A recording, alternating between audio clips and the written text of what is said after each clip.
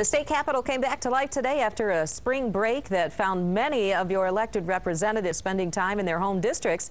But as 24-hour News 8 political reporter Rick Albin tells us, the reunion of lawmakers was not necessarily a warm one.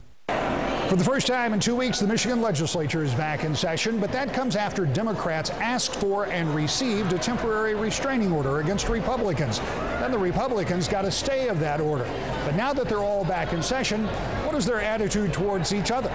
After the litigation that has been going on, after a little animosity has cropped up, what's it like in the chamber? What are the relationships like between Democrats and Republicans? Well, I would think right now it's a little strained, more so. It's been strained all year long because of pretty significant differences in legislation that's happened. So it's a little more strained now because of the lawsuit. Depending on who you talk to, that litigation over immediate effect is either about a procedural matter or could fundamentally change the way the House turns bills into law.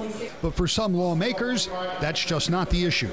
Talk to me a little bit about what it's like coming back after a couple of weeks back in the district. There's been some legal activity, Democrats getting a restraining order, Republicans going back and getting a stay. I know you're not involved directly in that, but what's the attitude as you come back and try to get back to work? Well, I think there's an attitude amongst the legislators what's happening in your area. You know, the communication this time has been very good, I think, within at least our caucus. And really, I'm going to tell you, I think the communication, despite what everything else is going on, has been good. We know what people are up to.